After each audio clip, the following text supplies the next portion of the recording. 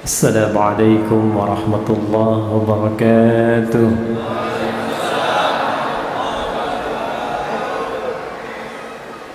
الحمد لله الذي ألف بين قلوبنا فأصبحنا بنعمته إخوانا، والصلاة والسلام على رسول الله الذي باقتداء سنته الشريفة أصبحنا للمتقين إماما، فصلوات الله عليه وسلامه التام وعلى آله وصحبه وذرياته وأمته إلى يوم الميعاد الذي هو أمامه، وبعد. فقال رسول الله صلى الله عليه وسلم: خيركم من تعلم القرآن وعلمه. Yang terbaik di antara kalian, kata Nabi.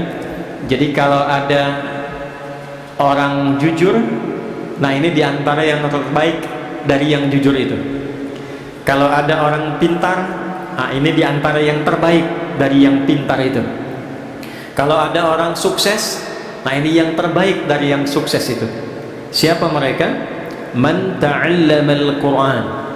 Ialah orang yang belajar Al-Quran dengan sungguh-sungguh. Karena itu Nabi tidak menggunakan kata darasa. Darasa itu asalnya pelajaran dasar, tempatnya disebut madrasah. Karena itu SD disebut madrasah ibtidaiyah, ya, sekolah dasar yang diberikan pelajaran-pelajaran dasar.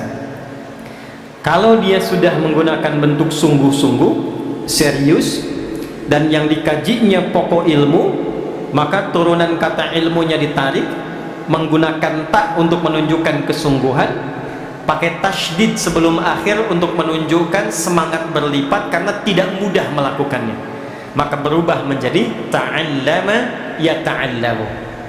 Jadi yang pertama, hadis ini ingin mengatakan Quran itu mengantarkan pada kesuksesan. Jadi tidak ada orang belajar Quran yang tidak sukses, itu nggak ada. Silahkan cek, ya. Utsman bin Affan radhiyallahu taala anhu jadi kaya banget. Ingat ya, kaya itu dibagi tiga, ya.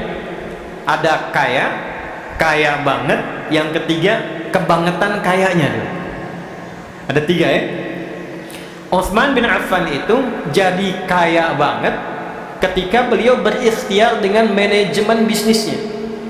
Tapi menjadi kebangetan kayanya ketika belajar tentang pedoman-pedoman bisnis dalam Al-Quran.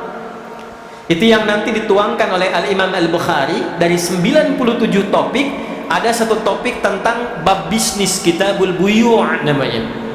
Jadi ketika belajar Al-Quran, dipahamkan oleh Nabi, berubah, bertransformasi. Dagang tetap dagang, tapi asetnya meningkat, itu dari yang kaya menjadi kebangetan kayanya. Saking kebangetan kayanya, itu asetnya sekarang masih ada dan dialih fungsikan menjadi hotel. Di kalau Anda, ya, nanti insya Allah punya rezeki, ya, umrah, mudah-mudahan yang belum disegerakan, ya. Nah, tidak cukup dengan amin, nabung dulu, ya. Nabung. Itu kalau sampai Madinah, biasanya kita belok dulu dari belakang. Sekarang ada hotel, warnanya itu krem, ya, tinggi bangunannya. Itu dituliskan jelas wakaf Utsman bin Affan radhiyallahu taala anhu. Wakafnya Sayyidina Utsman bin Affan. Sampai sekarang masih ada. Abdurrahman bin Auf itu dari yang tadinya kaya masuk Islam, kemudian maaf sekali, ya, diambil semua, dirampas kekayaannya oleh orang-orang Quraisy pada masa itu. Lalu dibiarkan beliau untuk hijrah. Sengaja tidak dieksekusi untuk menunjukkan pesan, ini kalau masuk Islam resikonya begini: kehilangan harta, kehilangan bahkan semua yang melekat di tubuh, mesti jalan lebih dari 400 kilo, belum tentu selamat. Tapi konsisten dengan hijrahnya, belajar kemudian secara profesional dengan Nabi, dibimbing oleh Rasulullah. Setelah belajar dari Al-Quran, itu melahirkan transformasi kekayaan. Saya pernah hitung waktu kajian ilmiah untuk mendapatkan honoris causa itu. Jadi diminta membuat tulisan ilmiah, diuji oleh hampir 15 profesor. Yang saya uji itu transformasi sahabat ketika belajar dari isi Al-Quran. Abdurrahman bin Auf radhiyallahu taala anhu itu sampai menghasilkan aset dalam hidupnya, kalau dikonversi sekarang jumlahnya kurang lebih 72.000 triliun. Orang kaya sekarang Jeff Bezos, ada Elon Musk, itu baru kisaran 3.000 sampai 4.000 triliun. Jadi pebisnis belajar dari Quran makin sukses. Siapa yang kenal Ali bin Abi Thalib sebelum masuk Islam? Abu Hurairah, Salman Al-Farisi. Tapi setelah belajar dari Al-Quran, ilmunya makin nambah. Antum kalau buka kitab Al-Jawahir, ada tafsir besar, ya, itu ada 7 jilid besar karya Syekh Tantawi Al-Jawhari. Buka jilid terakhir itu ada kuis. Di kuis itu bukan tebak-tebakan biasa, tapi kuis yang diabadikan dari kisah sejarah, pengalaman nyata, sampai di dalamnya ada hitungan matematika dari Al-Quran yang berhasil diselesaikan oleh sahabat Ali bin Abi Thalib dengan pendekatan Al-Quran. Orang taunya sahabat Ali bin Abi Thalib karamahullahu wajhah itu cuma ahli balaghah, gitu kan? Padahal beliau tuh ahli Quran, ahli tafsir, ahli balaghah, ahli matematika. Suami istri satu kali mengadu kepada beliau, "Ya Amirul Mukminin," kata suaminya, "tolong hukum rajam istri saya." Kenapa? Karena dia berzina. Kamu menyaksikan? Tidak. Ada saksi? Tidak. Tahu dari mana zina? Masa kami nikah, ini hamil baru 6 bulan sudah mau lahiran. 6 bulan sudah lahiran. Ditanya pada istrinya, "Apakah engkau berzina?" "Tidak ya Amirul Mukminin." "Yakin?" "Yakin." "Mau sumpah?" "Iya." Kata Ali bin Abi Thalib radhiyallahu ta'ala anhu, "Shadaqat hiya." Benar istrimu, dia tak bohong. Tapi kan baru 6 bulan ya Amirul Mukminin. Apa kata Ali bin Abi Thalib? "Alam tasma' qaulallahi ta'ala?" Apakah engkau tidak menyimak firman Allah Subhanahu wa taala? Maka dibacakan Quran surah Al-Ahqaf di ayat ke-15. "Wa wassaynal insana biwalidayhi ihsana" sampai ke kalimat "wa hamluhu wa fisaluhu 30 syahra." Mengandung dan menyapih, mengandung dan menyapih 30 bulan. Dan tidakkah engkau menyimak firman Allah di Quran surah Luqman surah 31 ayat 14 dibuka dengan kalimat yang sama, "Wa wassaynal insana biwalidayhi ihsana hamalathu ummuhu wahnan 'ala wahn wa fisaluhu fi 'amain." Kan di surat Luqman menyapih, memberikan ASI sampai disapi amain 2 tahun. Bukankah 2 tahun itu 24 bulan? Di surah Al-Ahqaf ayat 15 mengandung dan menyapih itu 30 bulan. Kalau 30 bulan kurangi 24 bulan berapa?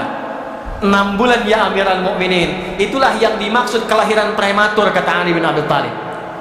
Jadi ngaji Quran itu bikin pintar. Nggak ada orang yang ngaji Quran yang nggak pintar, itu nggak ada. Riset terbaru di London. Tahu London? Tuh lampu merah sonoan dikit tuh. Riset terbaru di London, itu dokter yang temukan, menyimpulkan orang yang ahli Quran, belajar Qurannya benar, apalagi hafal Quran dengan benar, itu kecerdasannya meningkat 3 kali lipat dibanding orang biasa. Risetnya sederhana, karena Quran itu ada 52.000 kosakata. Orang yang terus-terusan melatih memorinya dengan mengulang-ulang 52.000 kosakata, maka akan memudahkan dirinya untuk memahami apapun yang ia ingin pelajari. Riset membuktikan kalau ingin menguasai bahasa, hafalkan 3.000 aja kosakatanya. Anda ingin bahasa Inggris dikuasai, hafalkan 3.000 kosakata, itu sudah bisa berbicara dengan lancar. 3.000, ini 52.000, melompat 3 kali lipat dari orang biasa. Tapi tidak semua yang belajar Quran jadi pintar. Tidak semua. Rumusnya apa? Man ta'allama. Kalimat ta'allama itu taknya menunjukkan kesungguhan, tasydidnya seakar dengan kata syiddah, tidak mudah. Ya, tidak mudah. Maka dengan kata itu butuh motivasi 2 kali lipat, double. Jadi orang yang semangat, yang sungguh-sungguh, yang serius belajar Qurannya, itu akan merubah pribadinya menjadi orang sukses dan mudah meraih apapun yang dia inginkan. Semua level. Wa'allamah, kemudian ia praktekkan Qurannya itu. Jadi ngaji Quran itu bukan begini, ya. Walaupun ini tidak salah. Anda baca Al-Fatihah, baca Al-Baqarah, baca Ali Imran sampai An-Nas, bagus, dapat pahala. Satu hurufnya berapa? Tahu dari mana?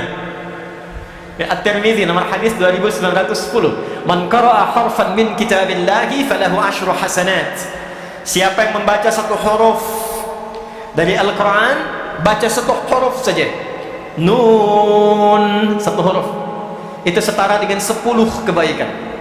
10 itu bukan begini menghitungnya, 1, 2, 3, itu sedikit. Ya, saya ilustrasikan di hadis Muslim, orang yang masuk masjid dengan niat ibadah, belum ngapa-ngapain, pengen ibadah, pengen i'tikaf, pengen ikut pengajian, pengen sholat, pengen baca Al-Quran, baru masuk, belum dikerjakan, sudah mendapatkan 25 kebaikan. Jarak satu keduanya 500 tahun, dua ketiganya 500 tahun, tiga keempatnya 500 tahun. Jadi kalau kita baca Al-Quran satu huruf dapat 10, itu satu keduanya ilustrasinya 500 tahun kebaikan kita dapatkan. Nah, ukuran itu nanti diperlihatkannya saat akan wafat. Ya, di akhirat baru dikumpulkan, itu yang kita sebut dengan pahala namanya. Ajrun. Ajrun itu ukurannya 1 ke 2, 2 ke 3, 3 ke 4, 500 tahun kebaikan. Jadi kalau ada orang sehari nggak ngaji, itu rugi. Rugi. Apalagi kalau salahnya banyak. Ya? Apalagi kalau salahnya banyak, solehnya sedikit, salahnya banyak, cita-citanya surga Firdaus. Ya, sesurga dengan Nabi lagi, ya? Nih contohnya nih, siapa yang pengen masuk surga Firdaus? Boleh angkat tangan. Baik. Yang pengen sesurga dengan Nabi boleh angkat tangan. Baik, turunkan. Yang salahnya banyak boleh angkat tangan. Oh. Nah, ini contohnya. Nah, maka Nabi memberi rumus, ada amalan cerdas. Amalan cerdas yang saat dikerjakan, amalan sedikit, prinsip ekonomi, bekal sedikit tapi keuntungan banyak. Nah, itu banyak dalam Islam, diantaranya Al-Quran. Ya, kalau ada orang berbuat salah, dihitungnya berapa? 1 kan? Ya, tapi jangan mudah mengatakan 1 tuh. Dari pagi sampai siang ini sudah berapa dikoleksi kesalahan tuh? Mata salah lihat kan? Nah, telinga salah dengar. Tadi sebelum saya datang pikiran sudah salah tuh. Ustadznya kemana sih? Jam berapa dimulai? Ya? Udah kumpul tuh. Tutup dengan 1 Nun, lumayan gitu ya. Hilangkan 1 dapat 10. Nah, kalau ngajinya begitu, dapat kita pahala. Tapi isi Quran, fungsi Quran sebagai hudan tidak kita rasakan. Akhirnya Al-Quran hanya menjadi ayat yang tertuliskan di mushaf, terdengar suaranya lewat bacaan. Yasin, terdengar, tertulis di mushaf. Alif Lam Mim, tertulis di mushaf, terdengar lewat suara. Ya, dapat pahala. Tapi barakah Quran yang jadi hudan, dan itu inti Quran diturunkan. Syahrul Ramadan alladzi unzila fihil Quran hudan linnas. Saya turunkan, kata Allah, Al-Quran supaya isinya menjadi pedoman berkehidupan. Jadi semua kehidupan kita itu isinya ada dalam Al-Quran. Semua hajat hidup kita. Ya, saya baca cepat ya. Tidak usah ditulis, saya baca cepat saja karena direkam, teman-teman nanti bisa cek kembali ya. Misal saya kasih gambaran saja. Ini masih dalam kandungan. Bagaimana dalam kandungan ingin terlahir menjadi pribadi yang baik dan saleh, itu ada petunjuknya di Quran surah ke-7 ayat 189. Kemudian terlahir, amalan pertama apa bagi seorang ibu yang baru punya anak untuk memberikan ASI maksimal selama 2 tahun? Amalan pertama apa bagi suami yang baru jadi ayah dan punya anak pertama? Turun Quran surah kedua ayat 233. Sampai usia 2 tahun ke menjelang baligh, amalan pertama apa yang mendekatkan dia dengan Allah? Taat pada orang tuanya dan mengenal lingkungan dengan baik. Turun Quran surah Luqman surah 31 ayat 13 sampai ayat 19. Ketika dia mulai belajar, bagaimana belajar yang bisa memahamkan dia sehingga dia bisa bawa pulang pemahaman itu dan mengajarkan kembali. Turun Quran surah 9 ayat 122. Bagaimana mencari tempat belajar yang saat bersamaan menguatkan pengetahuan dan meningkatkan imannya. Turun Quran di surah ke-58 ayat yang ke-11. Lalu dalam pelajaran itu dia mulai menyebar. Ya, kadang-kadang orang Surabaya ke Jakarta, ada yang ke Timur Tengah, ada yang ke Amerika, menemukan tempat baru, bertempat yang baru, ketemu orang baru, tapi tetap menjaga sikap takwanya. Turun Quran surah 49 ayat ke-13. Kalau menemukan jodohnya di situ, bagaimana cara melamarnya? Turun Quran surah keempat ayat yang keempat. Terjadi pernikahan, Quran ke-30 ayat ke-21. Tugas pertama saat menikah, Quran surah keempat ayat 34. Suami mulai mencari nafkah yang standar, Quran surah kedua ayat 168. Kalau pengen cepat rizkinya, baru bergerak sedikit, datang Quran surah kedua ayat 172. Kalau dia belum melakukan, sudah dijamin dibuka kemudian rizkinya, berkahnya pintu langit dan bumi, Quran surah ke-7 di ayat ke-96. Batuk.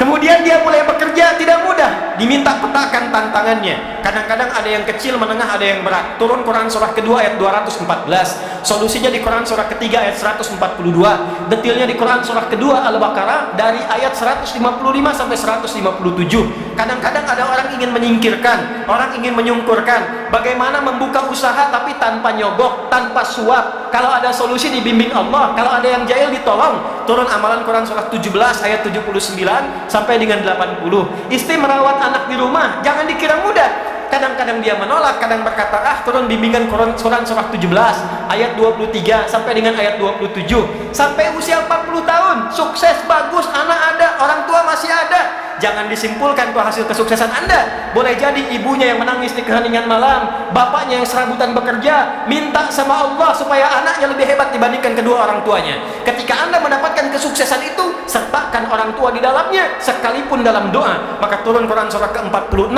di ayat ke-15. Anda terus bergerak lagi, harta makin banyak, bagaimana menjaga dan meningkatkannya? Turun skema dengan zakat. Quran surah ke-9 ayat 103 sampai dengan 109. Dikeluarkan di 8 golongan Quran surah 9 di ayat ke-60. Orang tua nggak dizakati, orang tua diinfaki. Tapi bukan cuma orang tua, ada 5 golongan. Spesifik Quran surah kedua ayat 215. Yang umum Quran surah kedua ayat 261 sampai dengan ayat 264. Naik lagi sampai sepuh, sampai kemudian berada dalam kondisi seperti kecil kembali, seperti bayi kembali. Muncul masa pikunnya. Petunjuknya Quran surah 22 ayat yang kelima. Sampai kemudian menjelang sakaratul mautnya. Bagaimana sakaratul maut yang indah ketika nafas, kemudian kedatangan maut. Quran surah ketiga ayat 185. Diutus malaikat membawa maut. Quran surah ke-32 ayat 11. Maka menghadapi itu, hadapi yang tenang, dipanggil dalam keadaan tenang, mendapatkan ridha Allah dalam keadaan tenang. Rumusnya Quran surah 89 ayat 27 sampai dengan ayat ke-30. Maka dia menyiapkan kurikulum sampai alam kuburnya. Disiapkan saat hidupnya bagaimana alam kubur itu bisa nikmat. Bukan cuma dunianya, rumahnya megah, mobilnya mewah, tapi alam kubur nggak disiapkan. Maka turun kurikulum alam kubur. Quran surah kedua ayat 153 154. Quran detilnya Quran surah ketiga dari ayat ke-169 sampai dengan ayat ke-171. Lalu disiapkan sampai kiamat turun satu surah ke-75. Kemudian disiapkan surganya. Dari sekarang kita siapkan dari 8 pintu surga petakan. Yang pengen surga Firdaus Quran surah ke-23 ayat 1 sampai dengan 9. Yang di taman surga Quran surah 51 ayat 15 sampai 23. Yang surga biasa, yang penting masuk surga deh. Yang penting masuk surga. Quran surah kedua ayat ke-25.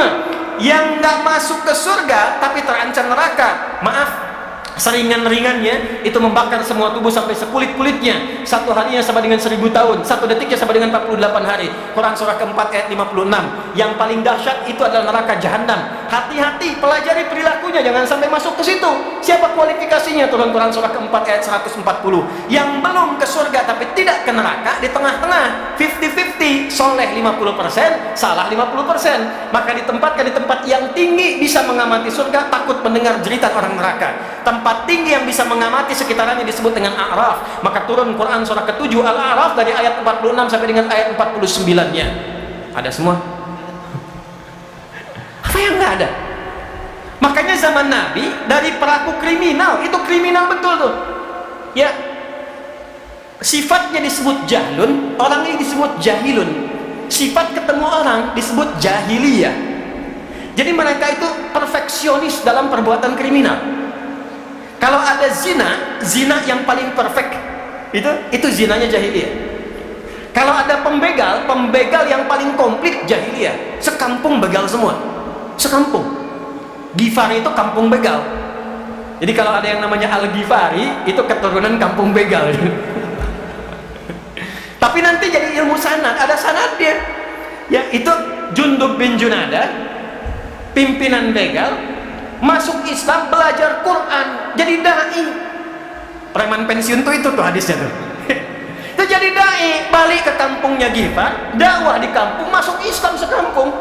Madinah heboh, dakdikduk datang, sekampung begal masuk Islam. Cuman karena satu orang yang kenal Quran, Jundub bin Junada. Untuk mengabadikan peristiwa itu, disamarkan namanya Jundub bin Junada, diambil kunyahnya Abu Dzar, diviralkan nama tempatnya Gifar. Rumusnya tambah al di depannya, i di ujungnya. Kita punya ahli hadis dari Padang, Musnid Dunya, Syekh Yasin Al-Padangi, Syekh Nawawi Al-Bantani, Syekh Mahfud At-Termasi, ya. Ini Ustaz Saleh Drehem, Kiai Saleh Drehem dari Surabaya, ya. Kiai Saleh Drehem Al-Surabayai, Al-Maduri. Ya, ini Al-Ghifari. Jadi beliau ingin mengatakan begini, saya dulu pemimpin begal, saya dulu kriminal, tapi Quran merubah saya sekarang jadi orang baik. Merubah saya jadi orang baik. Jadi sekalipun belum sukses, ahli Quran itu pasti baik. Jadi kalau ada orang ngaji Quran nggak baik, itu pasti ada yang salah dengan cara ngaji. Bukan Qurannya yang salah. Kalau peci nggak masuk ke kepala, jangan potong kepalanya. Pecinya perbaiki. Karena standar pertama sebelum sukses, baik dulu. Allah tuh tidak menginginkan ada orang sukses, tapi kesuksesannya tidak diisi dengan kebaikan. Orang sukses yang tidak baik pasti merusak. Sapi makanannya rumput. Pengusaha yang pintar sukses tapi tidak baik, itu makannya bisa aspal. Aspal yang seharusnya 15 cm, 5 cm itu. Jadi sapi masih bisa makan rumput, tapi orang sukses pintar nggak baik, makanannya bisa aspal. Karena itu kata Allah, orang belajar Quran sebelum diberikan kesuksesan, diberikan dulu kebaikan, sehingga dengan baik itu dia bisa mengatur semua kesuksesan yang Allah titipkan kepadanya. Itu yang dimaksud Quran surah ke-35 Fatir di ayat yang ke-32. Thumma awrasna al-kitaba alladhina istafayna min ibadina faminhum zalimun li nafsihi wa minhum muqtasid wa minhum sabiqun bil khairati biiznillah. Dzalika huwal fadlul kabir. Yang ingin saya katakan teman-teman sekalian, karena ini dibuka dengan wafa, tempatnya di Masjid Al-Akbar, masjid yang terbesar, ya, kita berharap mudah-mudahan penyelenggaranya ahli Quran, yang datang dengan juga ahli Quran, dan kita ingin mendapatkan barakah Al-Quran. Mudah-mudahan kita dimasukkan pada golongan yang disebutkan Nabi Muhammad SAW tadi sebagai ahli Quran yang baik. Ini mukaddimahnya. Ini baru mukaddimah, kita belum mulai itu, ya? Baik, sekarang kita masuk pada intinya. Sekarang hari apa? Jumat. Tahu apa artinya Jumat? Yang tahu boleh angkat tangan. 1 juta, 5 juta. Ya, apa artinya Jumat? Kalau salah antum harus menghafal Quran sampai selesai. Huh? Ya, ada yang lain? Berkumpul, ada yang lain? Kumpul, umroh, ada yang lain? Waktu habis, sudah. Jumat dulu belum ada. Saya ulangi, Jumat dulu belum ada. Sebelum Nabi Muhammad SAW diutus, nama Jumat itu tidak ada. Orang-orang yang hidup di era Nabi, sebelum Nabi dilahirkan, saat Nabi dilahirkan, tumbuh berkembang, itu menamai hari-hari yang berlangsung dalam kegiatan mereka dengan nama-nama hitungan hari. Contoh, hari pertama mereka beri nama dengan Yaumul Ahad. Al-Ahad ada alif lamnya. Beda antara ada alif lam dengan tidak ada alif lam. Jadi ada wahid, ada ahad, ada al-ahad, beda. Kalau wahid satu, tapi ada yang kedua. Kalau ingin menjadikan satu saja dengan kata wahid pasti disifati. Misal Allah, misalnya kan, Kita ingin sifati dengan sifat yang esa, tapi ingin dilekatkan dengan kata wahid. Wahidnya nggak boleh berdiri sendiri, mesti diturunkan namanya, lekatkan dengan kata wahid. Maka turun ayat wa ilahukum ilahu wahid. Tapi kalau kita ingin jadikan satu-satunya, nggak ada yang lain, maka jadikan katanya dengan nama ahad tanpa alif lam. Maka turun Quran surah 112, qul huwallahu ahad, satu-satunya, tidak ada duanya.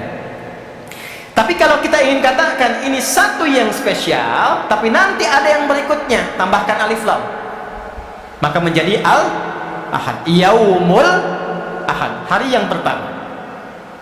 Kedua, mereka beri nama dengan yaumul isnain, hari yang kedua. Diserap ke dalam bahasa Indonesia menjadi hari Senin. Dulu hari pertama pun yang kita kenal itu ahad, yaumul ahad. Setelah kedatangan Portugis tahun 1511, datang Portugis lewat Selat Malaka, maka diperkenalkanlah nama minggu dari kata domingo. Nanti lain waktu kita bahas ya, supaya tidak terlampau lama di pembahasan itu. Ahad, al-ahad, kemudian isnin, hari ketiga diberi nama dengan yaumul thulatha dari kata thalathah, diserap ke dalam bahasa Indonesia hari Selasa. Keempat, yaumul arbi'ah dari kata arba'ah, diserap ke dalam bahasa Indonesia hari Rabu. Kelima, yaumul khamis dari kata khamsah, diserap ke dalam bahasa Indonesia hari Kamis. Keenam, itu tidak menggunakan bilangan lagi. Kalau mau konsisten harusnya yaumus sittah atau yaumus sadis.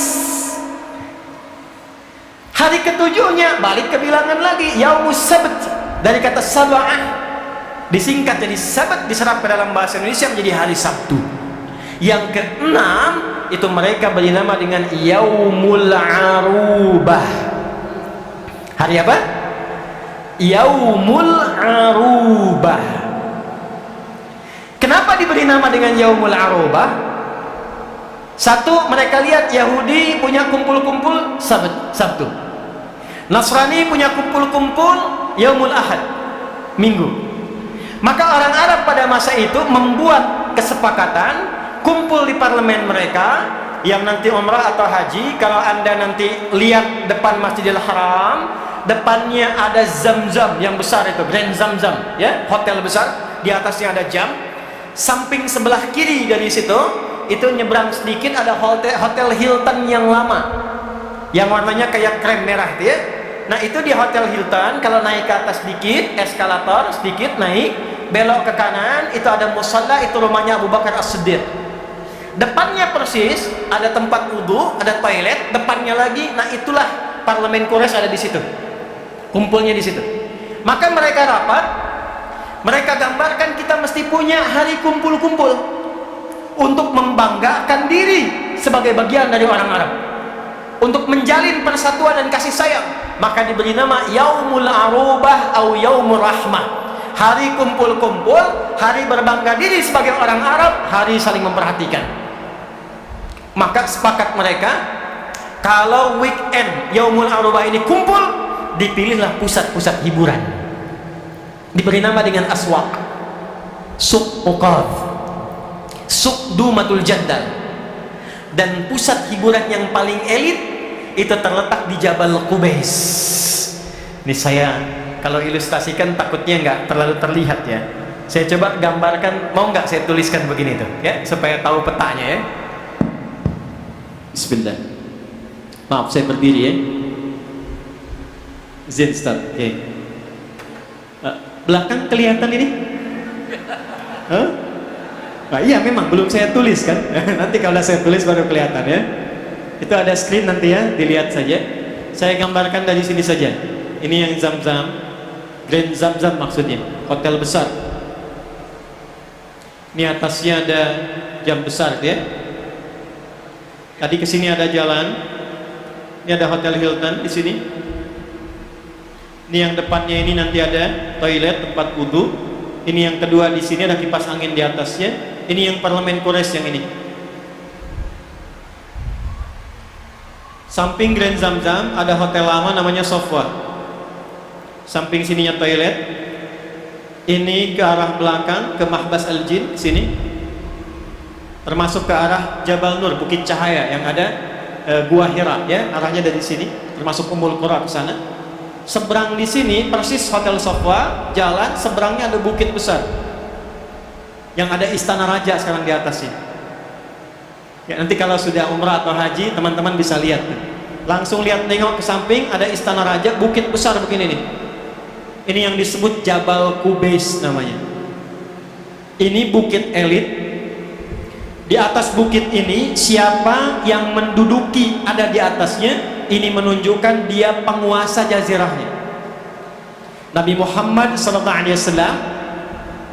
ketika beliau mengumumkan peristiwa Isra Mi'raj itu naik ke atas bukit ini untuk memberikan kesan sekarang akan ada perubahan. Semua orang-orang parlemen kalau mau naik ngasih pengumuman naiknya ke sini. Sekarang kerajaan Saudi Arabia kenapa bangun istana di sini untuk menunjukkan sebuah pesan bahwa wilayah itu dikuasai dipimpin oleh dinasti ini Saudi. Paham sampai sini? Nah, ini bukit elit. Bukit elit. Kalau Anda keluar dari sini ya mau umrah dari Sofwa atau Zamzam, belok kanan ke sini. Nanti di bawah bukit ini, di sini istana, di sini ketika masuk sebelah kanan ada pos security. Ada CCTV warna putih satu ke sini. Depannya pintu 26, terus sampai ujung sini, ya. Ini di sini ada kipas angin, saya udah hitung ada 35 kipas angin sampai ujung. Udah saya hitung, kalau nambah 36 berarti nambah satu, ya. Sampai ujung sini. Ini ada gate Nabi. Nabi sholat 2 rakaat di sini sebelum Isra Mi'raj. Sampai ke depan Ka'bah, sholat di sini di kediaman Sayyidah Maimunah. Di sini kemudian Babus Salam, ya. Di balik pintu Babus Salam ada rumahnya Abbas radhiyallahu ta'ala anhu, punya anak yang paling viral, anak bungsunya Abdullah, dikenal dengan Abdullah bin Abbas radhiyallahu ta'ala anhuma. Tarik garis lurus ke sini, sekitar 200 meter di sini ada satu rumah warna krem, ya. Sekarang disamarkan jadi perpustakaan. Inilah Maulid Nabi, tempat lahirnya Nabi sallallahu alaihi wasallam di sini. Yang ingin saya katakan, tempat kumpul-kumpul akhir pekan yang elit itu paling elit di sini namanya Jabal Qubais. Jadi kalau kumpulnya di Suk Okal, Suk Dumatul Jandal, pusat-pusat hiburan, itu masih kelas biasa. Nanti diseleksi, disaring yang hebat-hebat di setiap distrik itu baru diundang ke sini. Ini persis bukit di atas yang lembah bawahnya ada Ka'bahnya. Ka'bah di sini. Maka di sini akan dipertandingkan 4 golongan utama yang mereka akan bekerja keras dalam sepekan. Jadi ini yang melahirkan konsep jahiliyah, berangkat gelap, pulang gelap, kerja lagi, kerja keras, hanya untuk berfoya-foya akhir pekan saja. Hanya untuk bertanding, memviralkan, mempopulerkan, dan berfoya-foya, berfantasi di akhir pekan. Itu kebiasaan jahiliyah. Ada 4 golongan. Satu, namanya tajir. Apa namanya? Jamaknya tujar. Bu, tajir itu bukan orang kaya. Tajir itu pedagang. Dulu yang kaya itu pedagang. Makanya saking kayanya disebutlah profesinya. Ini pedagang. Maksudnya apa? Kalau pengen kaya, dagang, bukan nyolong. Kalau pengen kaya, bisnis, bukan korupsi. Maka golongan tujar ini mereka keluar dari Yaumul Ahad sampai Yaumul Khamis, mengumpulkan harta sebanyak-banyaknya untuk dipertandingkan jumlah kekayaannya dalam hari pertemuan Yaumul Arubah di bukit ini. Nanti ada waktu-waktu mereka merantau, ada ke Syam, sekarang 4 negara, Lebanon, Syria, Yordania, dan Palestina. Ada ke Yaman. Diabadikan kegiatan mereka di surat Quraisy, li'ilafi Quraisy ila fihim rihlatash syita'i was. Itu golongan 1. Golongan 2 ada syair, pujangga, jamaknya syu'ara. Jadi dari daerah-daerah, distrik-distrik, ini daerah A, daerah B, kecamatan A, kecamatan B, desa A, desa B, itu para pujangganya selama 5 hari mereka berusaha mengumpulkan lirik-lirik untuk diseleksi yang paling hebat. nanti akan dipertandingkan di puncak Jabal Qubais ini. Bikin lirik. Nanti cara mereka mengumpulkan lirik dan syair itu diabadikan dalam satu surat dengan namanya, surah ke-26, surah Asy-Syu'ara. Dari ayat 224 sampai akhirnya itu. Ya. Asy-Syu'ara yattabi'uhumul ghawun. Alam tara annahum fi kulli wadin yahimun. Pernahkah Anda dengar tentang kisah para pujangga di era jahiliyah yang mereka datang ke lembah-lembah mencari inspirasi untuk membawa lirik-lirik saja? Untuk apa? Nanti dipertandingkan di bukit ini. Yang ketiga, ada golongan kahin, jamaknya kuhan, dukun. Jadi kalau sekarang ada dukun, itu ketinggalan, telat. Karena 15 abad yang lalu sudah ada dukun, dan nanti menariknya ketika Quran turun, dukun-dukun itu pada tobat. Ya, dukun-dukun pada tobat. Tapi sebelum Quran turun, tuh dukun tuh viral, strata ketiga di kalangan jahiliyah. Selama 5 hari dari Yaumul Ahad sampai Yaumul Khamis, sampai hari Kamis, itu dukun-dukun kompak membikin mantra-mantra, jimat-jimat. Nanti yang paling efektif dipertandingkan di sini, diangkat jadi pemuka dukun, ya, pimpinan dukun seluruh wilayah Arab. 4, sahir, tukang sihir, tukang santet. Jadi tukang santet sudah ada di era Nabi Sallallahu Alaihi Wasallam, dan itu jasanya dipakai baik oleh para pengusaha ataupun para penguasa. Jadi nanti kalau ada pengusaha ingin mengalahkan lawannya tapi tak bisa secara normal, disewa tukang santet, sahir. Termasuk ketika ingin mengalahkan satu tokoh yang sulit dikalahkan secara normal, disewa tukang sihir. Sehingga nanti turun terutama 2 surah terakhir, Al-Falaq dan An-Nas. 4 golongan ini yang paling utama berlomba di era jahiliyah. Kumpul di Jabal Qubais. Yang paling kaya jadi golongan penentu. Ini yang punya kebijakan. Pujangga diseleksi, nanti ada 7 yang viral. Kalau 7 ini yang menyeleksi namanya An-Nadirah Az-Zibyani. Nanti kalau dia dapat 7 golongan, 7 orang terhebat, maka puisinya, syairnya akan ditulis dengan tinta emas, ditempel di dinding Ka'bah. Jadi sejarah kain kiswah itu asalnya syair isinya. Nanti ketika datang Islam baru diganti dengan tulisan Al-Quran. Ada 16 jenis rumusnya, dikenal dengan bahar namanya. Ya, tawil, tawilun lahulunal bukhuri fadailu fa'ulun mafa'ilun fa'ulun mafa'ilu kifa nabki min dhikra habibin wa manzili bisaqtili wa bainad dakhuli fahawmali rajas mustaf'ilun mustaf'ilun mustaf'ilun mustaf'ilun mustaf'ilun mustaf'ilun sautus safiril bulbuli hayyaja qalbi thamili al-ma'u wa zahru ma'a zahri lahdul muqali fa anta ya sayyidali wa sayyidi wa mawlani fakam tayammuni ghazayilun uqayqali qataftuhu min wajzatin min fi'li hadha ar-rajuli faqala la la la faqad ghada muharwili wa wal walad wali waylali faqultu la tuwalwili fabayyinu al-lu'lu'ali qalat tawhina kadha in radidul muqali kahatan kakailali tattabi coba ulangi. Ada madid, mufa'alatun fa'ilatun tala'al badru min thaniyatil. Nah itu asalnya dari syair. Rumusnya 16, disebut dengan bahar namanya. Yang paling hebat syairnya, paling bagus qasidahnya, maka akan ditulis dengan tinta emas, ditempel di dinding Ka'bah, lalu disebutkan pemimpinnya Amirus Syu'ara. Dulu Imrul Qais namanya. Kegiatannya gitu aja tuh. Kegiatannya begitu. Tiap hari kerja, berangkat gelap, pulang gelap. Weekend foya-foya. Weekend libur, cari tempat hiburan. Jadi kalau antum tiap hari kerja, akhir pekan cuman liburan, makan, minum, buang-buang uang, nah itu setengah jahiliyah. Itu setengah jahiliyah. Pamer, kerja, dapat mobil bagus, ya malam-malam cuman buat bisingin orang, panasin, balapan sama taksi, dipakai enggak? Nah itu jahiliyah. Kegiatan dulu sudah ada. Maka apa yang terjadi? Sesaat sebelum hijrah ke Al-Madinah Al-Munawwarah. Hijrah itu artinya bukan cuma pindah. Kalau pindah itu artinya intikal, cuman pindah. Ana antakil min Bekasi ila Surabaya. Saya pindah dari Bekasi ke Surabaya. Tapi pindah yang membawa perubahan. Sekalipun tempatnya nggak pindah, tapi aktivitasnya berubah.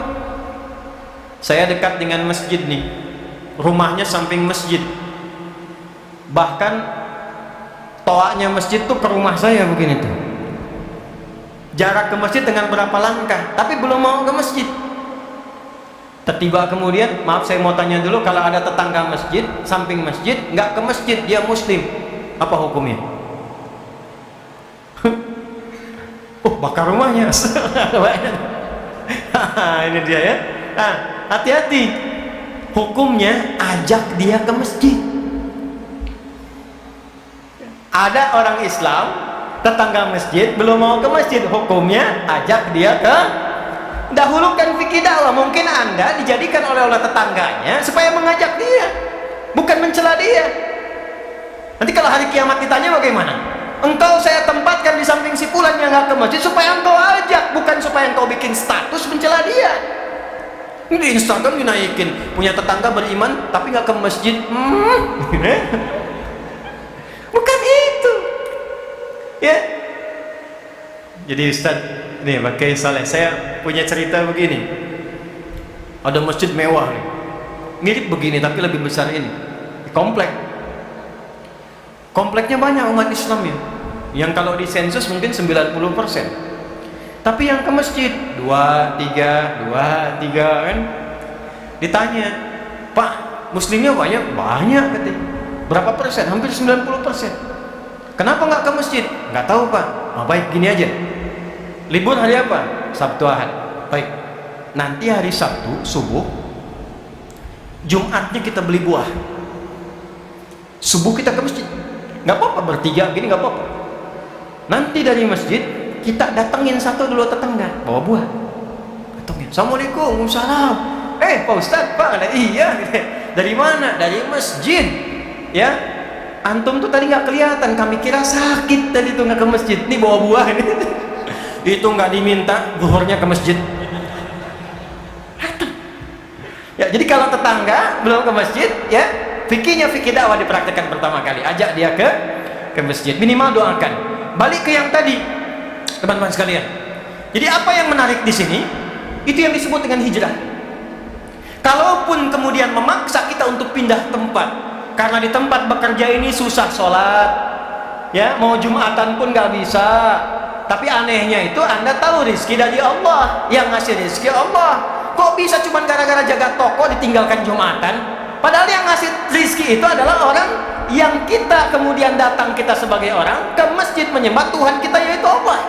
Kan Allah yang punya rizki, Allah yang ngasih rizki. Anda tahu yang punya rizki Allah, tapi Anda tega meninggalkan Allah hanya sekedar jaga toko, dan di situ Anda mengharap, ya Allah berikan saya rizki. Kan aneh namanya. Kalau Anda berpindah, saya pengen pindah ke tempat lain yang sholatnya gampang, saya pengen pindah ke tempat lain yang ngajinya gampang. Perpindahan yang membawa perubahan kita untuk dekat dengan Allah disebut hijrah namanya. Apa namanya? Maka Nabi diperintahkan untuk hijrah dari Mekah ke Yathrib, Al-Madinah, Al-Munawwarah, untuk menunjukkan perubahan-perubahan yang menampakkan nilai keimanan yang mesti beda dengan jahiliyah. Maka apa yang pertama kali Allah perintahkan? Sesaat sebelum hijrah itu, untuk menunjukkan perbedaan orang beriman dengan orang yang belum beriman, turunlah Quran surah ke-62 ayat 9 itu. Ya ayyuhalladzina amanu idza nudiya lis-salati min yaumil jumu'ah fas'au ila dzikrillah. Perhatikan baik-baik. Dengan turunnya ayat ini yang disapa orang beriman, Allah menginginkan ada perubahan pada diri orang beriman untuk membedakan dengan imannya dengan orang-orang jahiliyah yang belum beriman. Apa bedanya nih? Saya, Anda, kita sudah beriman. Apa bedanya dengan yang belum beriman? Mesti ada perbedaan. Maka Allah firmankan, ya ayyuhalladzina amanu, hai semua yang telah menyatakan punya iman. Ya disebutkan 361 kali dalam Al-Quran. Harfun nida, huruf untuk memanggil. Dalam bahasa Arab di ilmu nahwu ada 14 jenis huruf untuk memanggil. Ada a, ada aya, ada ya, ada wa, dan seterusnya. Tapi dalam Al-Quran cuma satu yang digunakan, ya, 361 kali disebutkan. Li nida'il qarib, nida'il mutawassit, nida'il ba'id. Memanggil yang dekat, memanggil yang menengah, memanggil yang jauh. Ayyuha disebutkan 150 kali dalam Al-Quran. Ayyunya munada untuk menguatkan hukum, haknya tanbih untuk mengingatkan pentingnya informasi yang disampaikan. Alladzina disebutkan 1080 kali dalam Al-Quran. Ismun mausulun yadullu alal jam'il jam'iyah. Konjungsi kata sambung menunjuk objek pada semua tanpa kecuali. Perhatikan kalimatnya. Hei semua orang yang telah menyatakan beriman, tanpa kecuali. Besar, kecil, tua, muda, betapapun kau merasa dekat dengan Allah, kuat imanmu, atau menengah imannya, standar, atau lemah imannya sehingga merasa jauh dari Allah. Ya, subuh jam berapa di sini? Hah? 3.40, 3.41, 4.30 terjadi perbedaan pendapat. Ya, karena berasal dari jauh-jauh, ya. Baik. Ambil misalnya standar lah 3.44 saya dengan koma. Allahu akbar, Allahu akbar. 3.44. Dipanggil langsung datang. Allahu akbar, Allahu akbar. Dipanggil ingat, ya Allah sudah azan. Siap-siap wudu, siap salat. Itu imannya, iman standar. Kuat tidak, lemah tidak. Iman standar, belum kuat. Anda kerja jam 7, datang jam 7, standar tidak? Standar. Kerja jam 7, datang jam 6, itu hebat namanya. Di atas standar. Dipanggil jam 3.44, datang jam 3.04. Sebelum dipanggil sudah datang, itu iman kuat namanya. Subuhnya 3.44, jam 3 sudah bangun. Dia tidak hadir saat adzan, tapi dia menunggu sampai adzan tiba supaya subuhnya khusyuk. Dia warming up dulu dengan tahajud. Itu iman kuat. Jadi kalau dipanggil 3.44, 3.44 datang, itu iman standar. 3.44 dipanggil, 4.43 baru sadar. Nah, itu iman lemah. Iman lemah. Tapi Allah memanggil dengan huruf yang sama, yang penting punya iman. Hei semua yang telah beriman, perhatikan cara menerjemahkannya. Aku tidak peduli apakah imanmu itu dalam keadaan lemah, ataukah imanmu standar, ataukah imanmu kuat. Aku berikan satu amalan yang dengan amalan itu kalau dikerjakan dengan benar, yang lemah menjadi kuat, yang standar semakin menguat, yang kuat semakin dekat dengan Allah Subhanahu wa ta'ala. Sekaligus iman itu akan membuktikan keberadaan dia, yang membedakan antara orang beriman dengan orang yang belum beriman. Apa bedanya? Idza nudiya lis-salati min yaumil jumu'ah. Dari sejak itu berubahlah nama yaumul arubah menjadi yaumul jumu'ah. Itu asalnya. Dulu nggak ada, hari Jumat itu nggak ada. Jumat itu turun namanya sesaat sebelum hijrah. Berubah dari yaumul arubah jadi yaumul jum'ah. Arubah itu cuman kumpul-kumpul, datang, rame-rame pulang. Yang kaya tetap kaya, yang miskin tetap miskin. Dirubah. Hei, yang beriman tidak begitu. Nggak dilarang kumpul, kalau bisa kumpulnya lebih banyak lagi. Kalau bisa jangan dari satu tempat, banyakin tempat A, tempat B, kumpul. Tempat kumpulnya disebut dengan jami', akarnya sama. Makanya sering ditambahkan masjid jami. Jami itu tempat mengumpulkan yang banyak. Yang datang al-mujtama' al-islami, masyarakat Islam yang banyak. Waktu kumpulnya, momentum kumpulnya disebut dengan Jum'ah. Apa itu Jum'ah? Jum'ah itu satu, datang kumpul. Dua, saling mengenali di antara yang kumpul, ta'aruf. Tiga, saling mengisi di antara yang kumpul. Datang, saling kenal, saling isi, saling bersinergi. Itulah Jumat. Jadi Jumat itu bukan begini, datang, dengar khutbah, kadang-kadang ngantuk, ada yang tertidur, ada yang bikin khutbah tambahan, kemudian sholat 2 rakaat dan pulang. Itu bukan Jumat namanya. Itu cuma kumpul-kumpul aja. Jumat itu datang, kenali Kenali siapa yang datang, duduk. Samping kanan Anda siapa? Kiri Anda siapa? Belakang Anda siapa? Depan Anda siapa? Masjidnya sekarang Al-Akbar, Masya Allah. Masjidnya besar. Ruang utamanya sudah 4.000 orang. Bikin database-nya. Dari mana yang datang ini? Kumpulkan database-nya. Dipersaudarakan satu dengan yang lainnya. Tidak ada satupun yang datang ke Masjid Nabi di hari Jumat kecuali mengenal di antara mereka siapa yang ada satu dengan yang lainnya. Termasuk yang dari luar kota. Ya. Ada orang dari Gotofan namanya Sulaik datang ke Madinah. Begitu masuk langsung duduk. Orang Madinah tahu semua kalau masuk ke masjid pengen i'tikaf walaupun sebentar, sholat dulu 2 rakaat baru duduk. Beliau ini masuk langsung duduk, Nabi sedang khutbah. Maka Nabi dengan indahnya ini adabnya tidak menunjuk, hei, sholat dulu, sholat. Tidak. Tapi membuat kalimat yang umum supaya tidak tersinggung orangnya. Maka dibuat kalimat umum, kata Nabi, kama qala Rasulullah sallallahu alaihi wasallam, idza dakhala ahadukumul masjida fala yajlis hatta yusalli rak'atain. Jika ada seseorang ingin masuk ke dalam masjid, ya, di riwayat lain wa arada an ya'takifa, dan dia berniat untuk duduk walau sejenak, maka jangan langsung duduk kecuali salat dulu 2 rakaat. Maka kelak diviralkanlah salat itu dengan nama salat tahiyatul masjid. Tapi spirit tahiyatul masjid ternyata bukan sekedar salat, tapi Nabi ingin menunjukkan kepada jamaah yang ada, hei sahabat-sahabatku yang dari lingkup lokal di sini, ini ada kawan kita yang baru datang. Dia belum tahu tahiyatul masjid. Coba lihat siapa, kenali dia, bawa hajat apa. Makanya nggak ada yang datang ke masjid Nabi khususnya hari Jumat kecuali semua hajatnya selesai. Yang lapar datang, pulang kenyang. Dulu era-era Nabi, awal-awal Jumatan itu sampai motong kambing.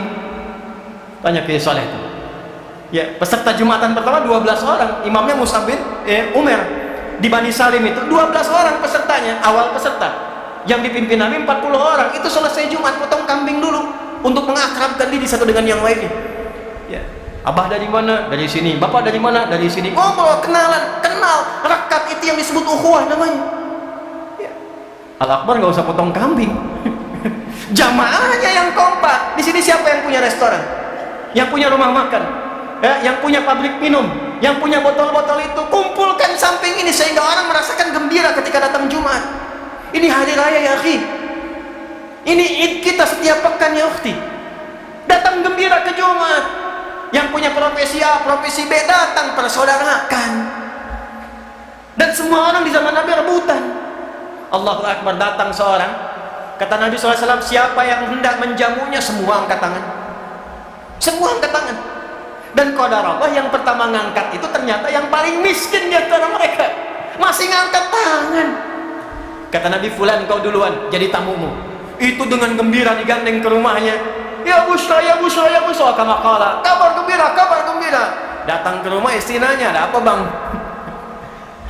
Ada pahala? Jawabnya pahala. Ya, padahal mungkin yang datang Pak Karno, Pak Suem gitu kan. Ada pahala katanya. Begitu disebut pahala, senangnya luar biasa.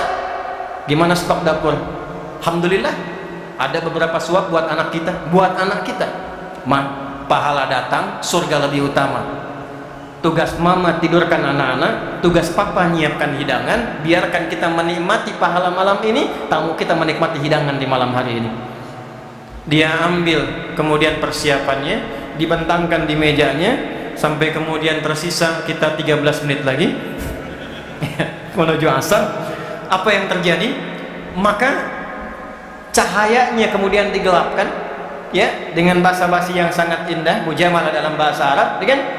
Diberikan piring berisi makanan kepada tamunya, sementara tuan rumah itu hanya pura-pura makan untuk membunyikan saja.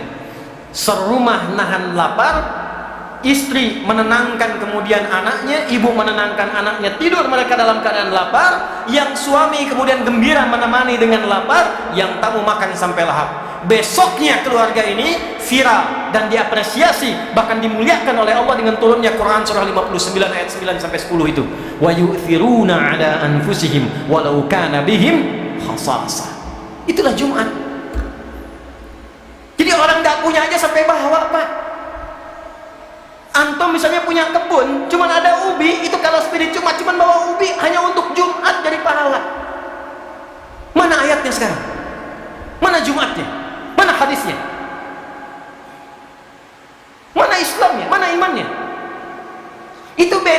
iman dengan yang belum beriman.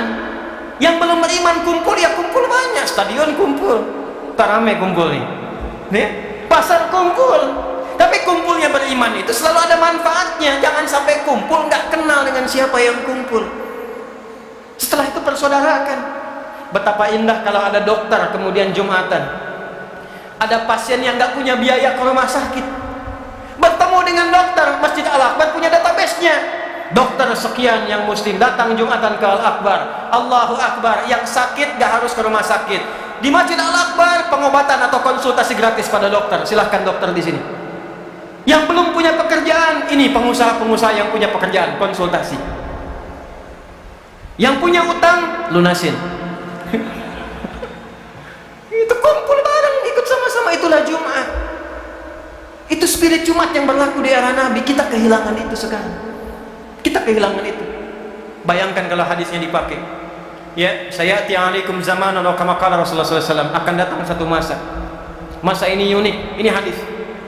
Tandanya taqarrubuz zaman. Di masa itu waktu akan cepat sekali berlalu.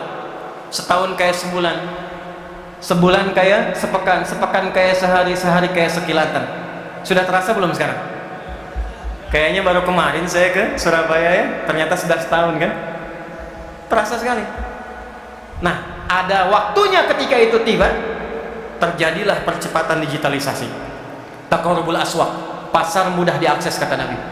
Dulu Anda berangkat pakai angkot, pakai ojek, sekarang klik datang barangnya. Sudah terjadi sekarang? Dan pada masa itu yantashirul kadzib dan tashirul fitan. Hoaxnya banyak. Hoaxnya banyak, manipulasinya banyak, propagandanya banyak, penipuannya banyak, dan bahkan karena digitalnya itu berkembang, penipuannya pun online-nya banyak. Judi yang biasa offline, online. Pinjaman yang online, yang offline tadinya jadi online. Disingkat jadi pinjol. Pinjaman bikin benjol. Nah, ketika terjadi itu, apa solusinya? Ternyata Islam datang bawa solusi. Kenapa nggak dimanfaatkan teknologinya? Bikin aplikasi. Ini kan kita di Surabaya, tapi nggak semua yang ada di sini orang Surabaya semua kan? Ya, yang dari Perak mana? Tuh, ada yang dari Madura, tuh, Sidoarjo, tuh, ya, mana lagi?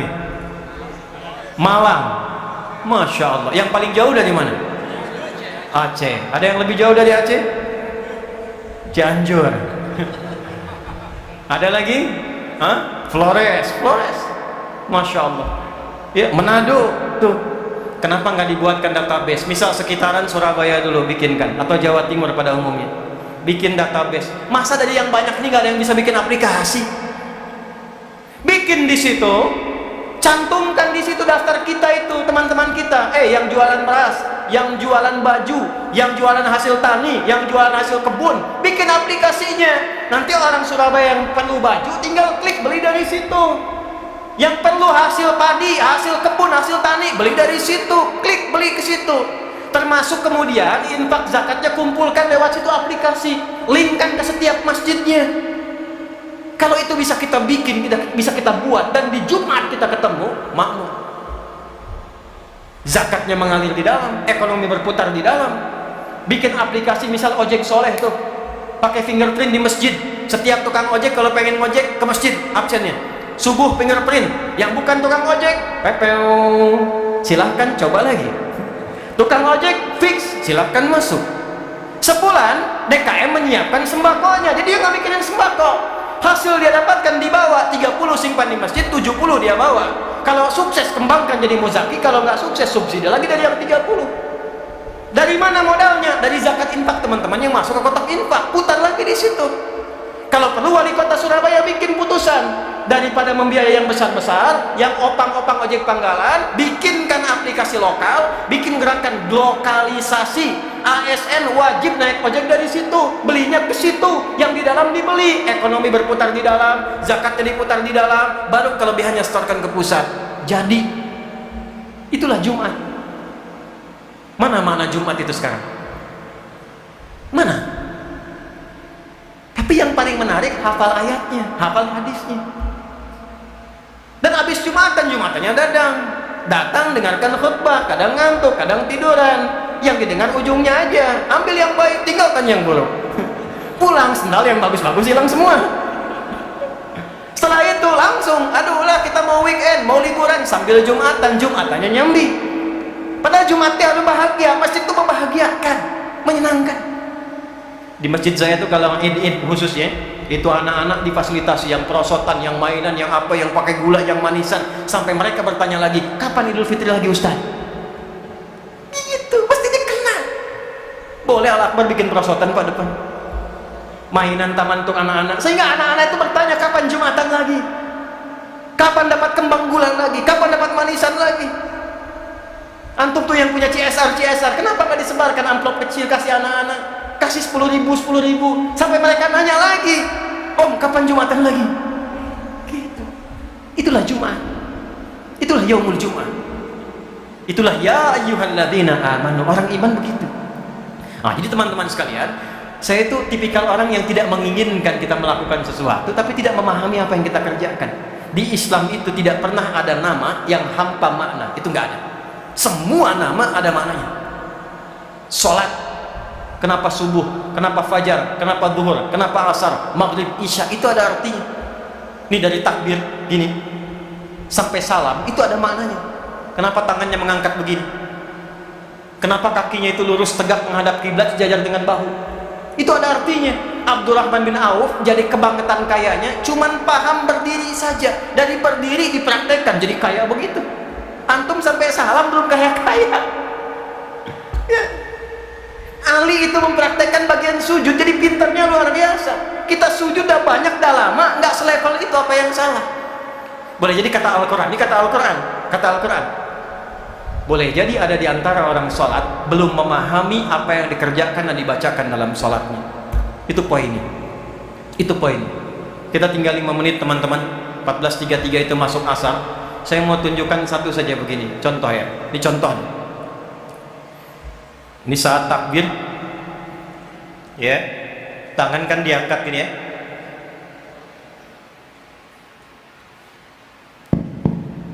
Nih, hadisnya di Al-Bukhari nomor hadis 757, hadis Muslim nomor hadis 397. Perawinya sahabat Abu Hurairah radhiyallahu taala anhu, Abdurrahman bin Sahar.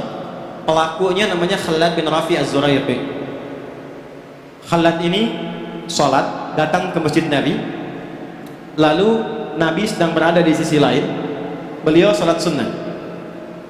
Begitu selesai sholat, Fumma'atan Nabiya sallallahu alaihi wasallam, mendatangi Nabi sallallahu alaihi wasallam, faqala, dan mengatakan Assalamualaikum ya Rasulullah. Assalamualaikum ya Rasulullah. Kata Nabi, irji' salli fa innaka lam tusalli. Kamu balik lagi sholat karena engkau belum sholat. Kurang lebih 3 kali begitu sampai dia berkata, ya Rasulullah, ma uhsinu ghairah, alimni. Ya Rasulullah, aku nggak bisa lebih baik daripada ini, tolong ajarkan aku. Maka diajarkan dari mulai wudu, idza qumta ila shalah fa asbighul wudu, dari mulai wudu sampai salam. Saya persingkat satu saja untuk menunjukkan betapa pentingnya bagian gerakan sholat. Lihat sini. Jadi begitu diangkat hadwaman kibaihi, ini riwayat pertama di Al-Bukhari ke sini. Riwayat An-Nasai di sini, yang dekat daun telinga. Jadi ada 2 cara, di sini ya, di sini. Tapi apa maksudnya ini? Ini ada artinya. Kalau Anda ingin khusyuk dalam sholat, ini ada kitabnya ya, bukan ilmu takatik, ada kitabnya, ada sanadnya. Kalau Anda ingin khusyuk dalam sholat, maka buang urusan dunia ke belakang. Pasrahkan diri Anda kepada Allah dan rasakan ini sholat mungkin terakhir yang Anda kerjakan dalam sholat. Itu yang dimaksud Al-Baqarah ayat ke-46. Alladzina yadhunnuna annahum mulaqu rabbihim wa annahum ilaihi raji'un. Nabi berbalik mengatakan, sallu salatan muwadda', salatlah kalian seperti halnya kalian menjadikan salatnya yang terakhir. Tapi buang urusan dunia ke belakang. Masalahnya ada orang ketika takbir pengen khusyuk, dunia masih di bawah, itu yang menjadikan gak khusyuk. Allahu Akbar, di lisannya Allahu Akbar, tapi perilakunya handphone Hu Akbar, jemuran Hu Akbar, status Hu Akbar. Allahu Akbar, tang ting tung ting tang ting tung. Halo, sebentar ya, saya lagi sholat, dibatalin dulu tuh. Dan ini yang menjadikan kita bisa menepi setan. Karena kenapa? Nanti silakan cek saat asar ya, karena saya mau akhiri. Sebelum sholat itu semua orang bisa fokus untuk sholat. Hadis riwayat Abu Daud. Tapi ketika mulai takbir Allahu Akbar, setan mulai berkata. Setan ada 9 jenis setan. Nanti kalau saya ke Surabaya lagi, insya Allah kita bikin judul fikih setan. Belum pernah belajar kan? Ada 9 jenis setan. Setan penggoda orang sholat namanya khanzab. Kalau dia ada di masjid, yang pertama digoda DKM masjid. Betul, hati-hati, nanti lain waktu kita bahas. Sebab kalau DKM-nya itu berselisih, jamaah malas ke masjid. Ya, malas ke masjid. Dia datang menggoda, setelah kemudian tangan diangkat, fayaqulu syaitan, maka setan berkata, ingat ini, ingat itu, ya, sampai nanti ada orang yang sholat tidak sadar berapa rakaat sedang menunaikan sholatnya. Gak percaya, 1 menit lagi nanti adzan. Ketika anda sholat, begitu mulai takbir, setan akan berkata, sampai pelajaran saya pun akan dia sebutkan. Ingat kata Ustaz Adi dia, ketika anda takbir, akan ada yang menggoda, itu setan itu. Ya. Nah, saya simpulkan dengan kita berdoa, teman-teman sekalian. Saya berharap yang kumpul ini mendapatkan syafaat dari Al-Quran, keberkahan dari Al-Quran. Tolong keluar dari sini jadilah bersaudara. Jangan terpecah belah, jangan saling merendahkan, saling menghormati. Warga Surabaya tolong bangun Surabaya dengan baik. Warga Jatim bangun Jatim. Warga Indonesia kita bangun Indonesia dengan kedamaian dan kebaikan. Allahumma taqabbal minna innaka antas sami'ul 'alim wa tub 'alaina innaka antat tawwabur rahim. Allahumma nahmaduka kama 'allamtana an nahmadak wa nashkuruka syukran kama 'allamtana an nashkurak. Antal muqaddim wa antal muakhir bi yadikal khair innaka 'ala kulli syai'in qadir. Allahumma ij'alna min ahli al-Qur'an waj'al al-Qur'ana sahiban lana fid dunya wa syafi'an lana fil akhirati ya arhamar rahimin. Allahumma ij'alna min habibi sayyidina Muhammad sallallahu alaihi wasallam. ألحقنا معهم الذين أنعمت عليهم من النبيين والصديقين والشهداء والصالحين وحسن أولئك رفيقا. اللهم بارك هذا المسجد مسجد الأكبر يا أرحم الراحمين وبارك مؤسسه يا رب العالمين ومعتمريه يا أرحم الراحمين. ربنا آتنا في الدنيا حسنة وفي الآخرة حسنة وقنا عذاب النار. وصلى الله على سيدنا محمد وعلى آله وصحبه أجمعين وآخر دعوانا سبحانك اللهم وبحمدك نشهد أن لا إله إلا أنت نستغفرك ونتوب إليك وآخر دعوانا أن الحمد لله رب العالمين. Assalamualaikum warahmatullahi wabarakatuh.